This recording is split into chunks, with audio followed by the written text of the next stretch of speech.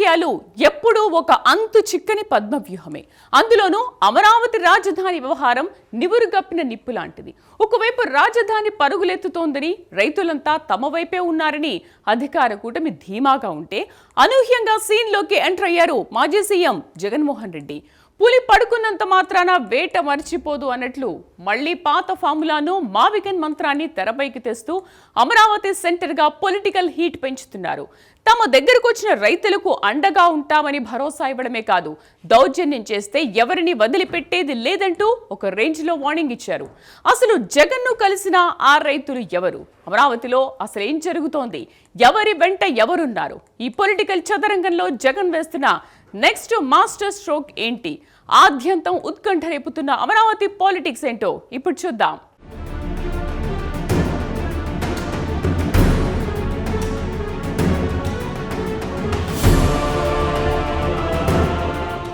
అమరావతి రాజధాని రైతులు ప్రస్తుతం ఎవరి వెంట ఉన్నారన్నది ఆంధ్రప్రదేశ్ పాలిటిక్స్లో ఇంట్రెస్టింగ్ డిబేట్గా మారింది.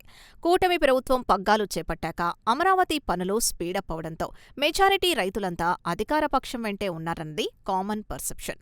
అయితే రీసెంట్గా కొందరు రైతులు మాజీ సీఎం జగన్మోహన్ రెడ్డి దగ్గరకు వెళ్లి ప్రత్యేకంగా కలవడం పొలిటికల్ సర్కిల్స్లో కొత్త చర్చకు దారితీసింది. అసలు జగన్ని కలిసిన రైతులు ఎవరు? వారు తొలి నుంచి అమరావతి ఉద్యమంలో ఉన్నవారేనా, లేక కేవలం వైఎస్ఆర్సీపీ సానుభూతి పరులా అన్నది ఇప్పుడు హాట్ టాపిక్గా మారింది. ఈ అనూహ్య పరిణామం భవిష్యత్తు రాజధాని రాజకీయాల్లో చోటు చేసుకోబోయే కొత్త ఈక్వేషన్స్కు స్పష్టంగా సంకేతాలిస్తోంది.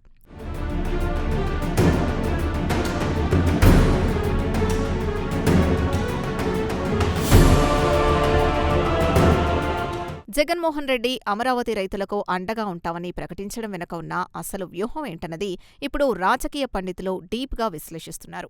అధికారంలో ఉన్న 5 ఏళ్ల పాటు 3 రాజధానుల నినాదంతో అమరావతి అభివృద్ధి డెడ్-ఎండ్కు తీసుకెళ్లిన జగన్ ఇప్పుడు అదే ప్రాంత రైతులకు అండగా నిలుస్తామని చెప్పడం వెనుక ఒక ఖచ్చితమైన పొలిటికల్ స్ట్రాటజీ ఉందన్నది స్పష్టంగా అర్థమవుతోంది. జగన్ దగ్గరకు ఈ రైతులు తమంతట తాముగా స్వచ్ఛందంగా వచ్చారా, లేక వెనక ఏదైనా బ్యాక్గ్రౌండ్ వర్క్ జరిగి వారిని ప్లాన్ ప్రకారం క్యాంప్ ఆఫీస్కి రప్పించాలా అన్న అనుమానాలు కూడా గట్టిగానే వ్యక్తమవుతున్నాయి.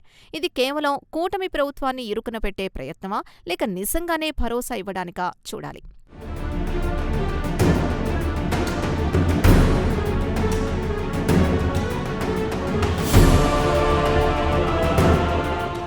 మావిగనంటూ వైఎస్ఆర్సీపీ మళ్లీ అమరావతి రాజధానిపై పరోక్షంగా విషం కక్కుతోందా అన్న విమర్శలు ఇప్పుడు బలంగా వినిపిస్తున్నాయి. మచిలీపట్నం, విజయవాడ, గుంటూరు నగరాలను కలుపుకుంటూ మావిగన్ పేరుతో ఒక మెగా కార్పొరేషన్గా మార్చి అసలు గ్రీన్ఫీల్డ్ రాజధాని అమరావతి కాన్సెప్ట్ని పూర్తిగా నీరుగార్చే ప్రయత్నం చేస్తున్నారన్న ఆరోపణలు వస్తున్నాయి. మళ్లీ ఇప్పుడు అదే వాదనను పరోక్షంగా తెరపైకి తెస్తూ రాజధాని ప్రాధాన్యతను తగ్గించే వ్యూహం పన్నుతున్నారన్న అభిప్రాయం వ్యక్తమవుతోంది. అమరావతి విషయంలో జగన్ వైఖరిలో ఇంకా స్పష్టత లేదా, లేక 3 రాజధానులనే పాత స్టాండ్కే కట్టుబడి ఉన్నారా అన్నది ఈ పరిణామాలతో అర్థమవుతోంది. కూటమి ఏకైక రాజధాని అంటుంటే విపక్షం తీరు మాత్రం కన్ఫ్యూజ్డ్గా ఉంది.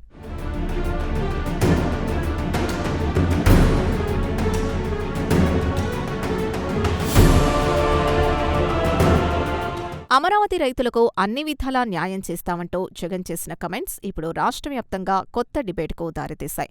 అధికారంలో ఉన్న 5 ఏళ్లు రాజధాని రైతులు రోడ్డెక్కి చేసిన ఆందోళనల్ని కనీసం పట్టించుకొని జగన్ ఇప్పుడు ప్రతిపక్షంలోకి రాగానే వారికి న్యాయం చేస్తామని చెప్పడం వెనుక ఉన్న డెప్త్ ఏంటన్నది అందరికీ పెద్ద చర్చనీయాంశమైంది. అసలు ఏ విధంగా వారికి న్యాయం చేస్తారో, వాళ్ల పెండింగ్ డిమాండ్లను తమ పార్టీ తరపున ఎలా అడ్రస్ చేస్తారో అన్న దానిపై ఆయన ఎలాంటి క్లారిటీ ఇవ్వలేదు.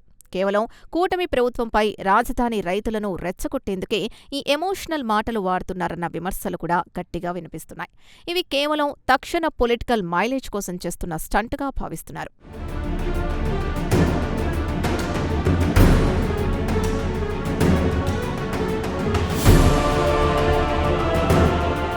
విన్నారుగా, 5 ఏళ్లు రాజధాని రైతులను గాలి కొదిలేసి ఇప్పుడు న్యాయం చేస్తామంటే అందులో ఎంత డెప్త్ ఉందో అర్థం చేసుకోవచ్చు. కానీ ఇక్కడే అసలు ట్విస్ట్ ఉంది.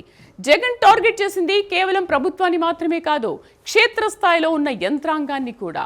దౌర్జన్యం చేస్తే మూల్యం చెల్లించుకోక తప్పదని వార్నింగ్ ఇవ్వడం వెనుక ఉన్న అసలు మొతలబు ఏంటి? రైతుల ముసుగులో వైఎస్ఆర్సీపీ సానుభూతి పరులకు రక్షణ కవచం ఏర్పాటు చేయడమేనా? అసలు మాజీ సీఎం సాధించాలనుకుంటున్నది ఏంటి? చూద్దాం.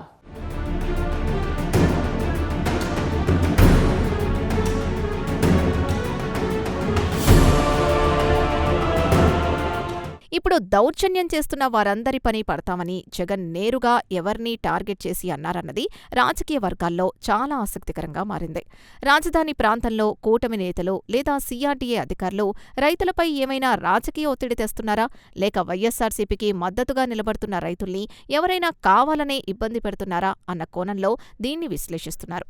తప్పు చేస్తున్న ప్రతి ఒక్కరూ ఖచ్చితంగా మూల్యం చెల్లించాల్సిందేనని ఆయన చేసిన సీరియస్ హెచ్చరికలు ఏపీ ప్రభుత్వానికి ఒక ఓపెన్ వార్నింగ్ లాగా అనిపిస్తున్నాయి. ఈ ఘాటు వ్యాఖ్యల ద్వారా రాజధాని వ్యవహారంలో ఎవరూ తమ పరిమితులు దాటి ఓవరాక్షన్ చేయొద్దని పోలీస్, రెవెన్యూ యంత్రాంగానికి పరోక్షంగా గట్టిగానే సంకేతాలిస్తున్నారు.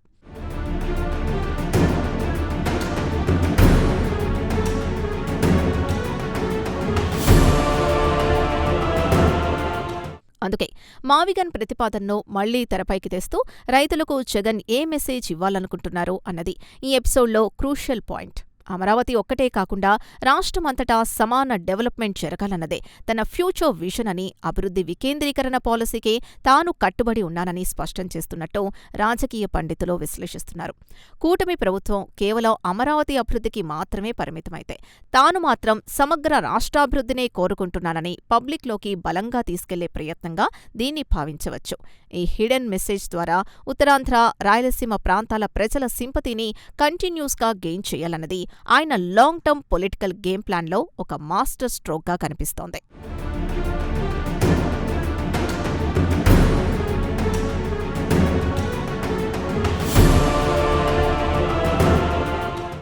అవసరమైతే అమరావతిలో రైతుల భూములు వెనక్కిస్తామని జగన్ చేసిన కమెంట్స్ ఇప్పుడు పెద్ద సెన్సేషన్ క్రియేట్ చేశాయి. అయితే ఇది ప్రాక్టికల్గా సాధ్యమేనా అన్నది లీగల్ అండ్ రియల్ ఎస్టేట్ సర్కిల్స్లో పెద్ద డిబేట్ నడుస్తోంది. ఇప్పటికే ల్యాండ్ పూలింగ్ కింద వేలాది ఎకరాల భూములిచ్చిన రైతులకు రిటర్నబుల్ ప్లాట్లు కూడా కేటాయించి రిజిస్ట్రేషన్లు పూర్తి చేశారు.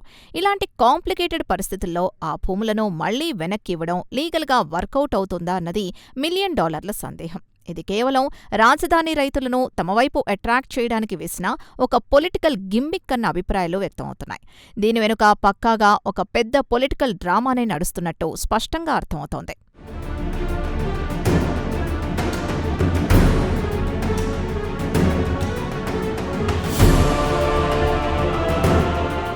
అసలు ఎవరి వెంట ఎవరున్నారు అన్నది ఇప్పుడు అమరావతి కేంద్రంగా నడుస్తున్న పాలిటిక్స్లో అత్యంత కీలకమైన మెయిన్ పాయింట్. మెజారిటీ రైతులు, ముఖ్యంగా అమరావతి ఉద్యమంలో కీ రోల్ ప్లే చేసిన బీజేపీ నేతలంతా నేరుగా కూటమి ప్రభుత్వానికే సపోర్ట్ చేస్తున్నారన్నది అందరికీ తెలిసిన ఒక ఓపెన్ సీక్రెట్.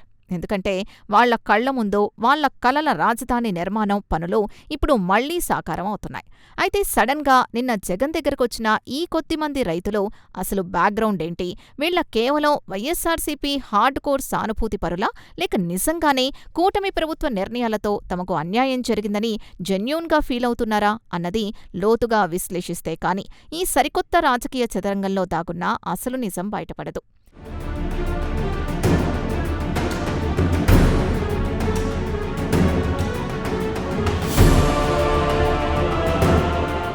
ఒకవైపు రైతుల భూములు వెనక్కిచ్చేస్తామంటారు, మరోవైపు మావిగన్ తమ విధానం అంటారు.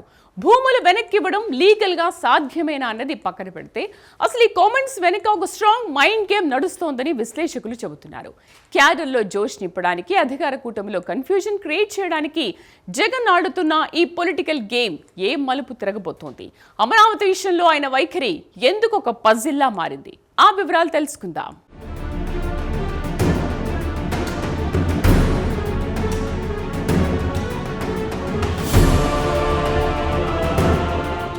ఈ మొత్తం ఎపిసోడ్లో జగన్ మెయిన్ టార్గెట్ ఏంటంటే రాజధాని నిర్మాణ విషయంలో అంతా సాఫీగా సాగడం లేదని, అక్కడ స్థానికంగా కూడా కూటమి ప్రభుత్వ నిర్వాకంపై తీవ్ర అసంతృప్తి ఉందని పబ్లిక్కి గట్టిగా ప్రొజెక్ట్ చేయడం. అమరావతి రైతులంతా 100% అధికార పక్షం వైపే ఉన్నారన్న పాజిటివ్ నెరేటివ్ను ఎలాగైనా బ్రేక్ చేయాలన్నదే ఆయన ప్రస్తుత వ్యూహంగా మనకు సంకేతాలిస్తోంది. అందుకే ఈ రైతులతో ప్రత్యేక మీటింగ్ ఏర్పాటు చేసి వారికి అండగా ఉంటామని భరోసా ఇవ్వడం ద్వారా చంద్రబాబు ప్రభుత్వానికి పొలిటికల్గా చెక్ పెట్టే ప్రయత్నం చేస్తున్నారు. ఇది కేవలం ఒక మైండ్ గేమ్ స్టంట్గా మాత్రమే మిగిలిపోతుందా, లేక నిజంగానే రాజధాని కోర్ ప్రాంతంలో జగన్కేదైనా సాలిడ్ సపోర్ట్ బేస్ ఉందా అన్నది రాబోయే స్థానిక సంస్థల ఎలక్షన్స్లో ఖచ్చితంగా తేలిపోతుంది.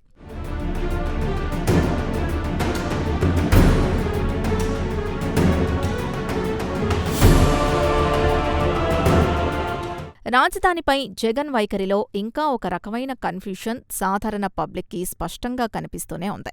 ఒక పక్క తమను కలిసిన రైతులకు అండగా ఉంటామని గొప్పగా చెబుతారు. మరోపక్క అభివృద్ధి వికేంద్రీకరణ మావిగన్ కరెక్ట్ అని తమ నేతలతో డిబేట్లలో వాదిస్తారు. ఈ డ్యూయల్ స్టాండ్తో అసలు ఆయన పొలిటికల్గా ఏం సాధించాలనుకుంటున్నారన్నది ఎవరికీ అర్థం కాని ఒక కాంప్లికేటెడ్ పజిల్గా మారింది. అధికారంలో ఉన్నప్పుడు 5 ఏళ్లపాటు అమరావతికి ఒక్క ఇటుక కూడా వేయని జగన్ ఇప్పుడు విపక్షంలో కూర్చొని ఆకస్మికంగా ఆ రైతులకు న్యాయం చేస్తామంటే సామాన్య ప్రజలు ఎంతవరకు నమ్ముతారన్నది పెద్ద ప్రశ్నగా మారింది. ఆయన మాటలకు గ్రౌండ్ లెవెల్ చేతలకు మధ్య ఉన్న ఈ భారీ గ్యాప్ని రాజకీయ విశ్లేషకులు ఒక పార్టీకి చాలా తీవ్రమైన మైనస్గా పరిగణిస్తున్నారు.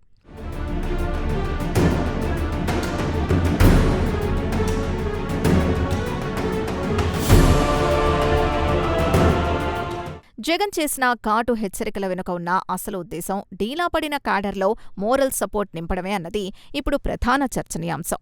వరుసగా ముఖ్య నాయకులు పార్టీ వీడుతున్న కష్టకాలంలో తానింకా స్ట్రాంగ్గా ఉన్నానని, తమ వారి జోలికొస్తే ఏ ఒక్కరిని వదిలిపెట్టనని చెప్పడం ద్వారా కింది స్థాయి పార్టీ శ్రేణులకు ఒక పవర్ఫుల్ మెసేజ్ ఇస్తున్నారు. అమరావతి ఇష్యూను అడ్డుపెట్టుకుని దౌర్జన్యాలు చేసేవారి పని పడతామనడం వెనుక ప్రతికూల పరిస్థితుల్లోనూ తమ వెంటే నమ్మకంగా ఉన్న నాయకులకు ఒక గట్టి అష్యూరెన్స్ ఇవ్వడమే ఆయన మెయిన్ టార్గెట్. అయితే ఈ మాస్ డైలాగ్స్ కేవలం పార్టీ క్యాంప్ ఆఫీస్ మీటింగ్లకే పరిమితమా, లేక గ్రౌండ్ లెవెల్లో వాటికి తగ్గట్టుగా ఏదైనా సాలిడ్ పొలిటికల్ యాక్షన్ ఉంటుందా అన్నది రాబోయే రోజుల్లో వేచి చూడాల్సిందే.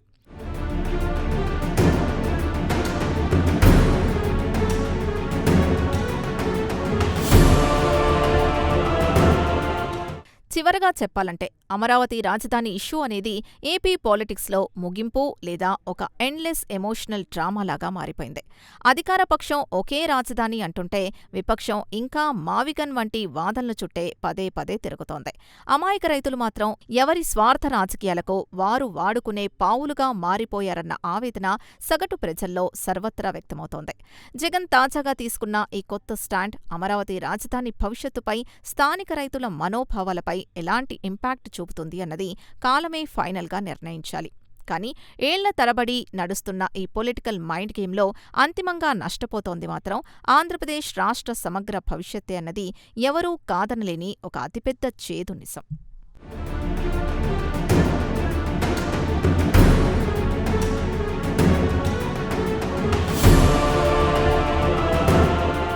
అధికారంలో ఉన్నప్పుడు ఒక మాట, విపక్షంలో ఉన్నప్పుడు మరో మాట. రాజకీయాల్లో ఇవన్నీ కామన్ కావచ్చు, కానీ ఒక రాష్ట్ర భవిష్యత్తు 5.5 కోట్ల ప్రజల కల అయిన రాజధాని విషయంలో 5 ఏళ్లకోసారి వైఖరి మారితే నష్టపోయేది కేవలం నాయకులు కాదు, ఏపీ ప్రజలే. చెప్పుల్లో రాళ్లు, రాజధానిలో పాలిటిక్స్ ఉంటే అడుగు ముందుకు పడదు అనేది ఎంత నిజమో ఏపీ పరిస్థితి చూస్తే అర్థమవుతోంది. రైతులను పావులుగా వాడుకుంటూ మావిగన్ పేరుతో మళ్లీ పాత వివాదాలను రాజుకుంటున్న ఈ రాజకీయం రాష్ట్ర సమగ్ర అభివృద్ధికి ఏ మేరకు లాభిస్తుందో నాయకులే ఆత్మవిమర్శ చేసుకోవాలి. ఒకటే గుర్తుంచుకోవాలి, రాజకీయాలు వస్తుంటాయి పోతుంటాయి, కానీ రాష్ట్రం రాజధాని చరిత్రలో శాశ్వతంగా నిలిచిపోతాయి. ఆలోచించండి.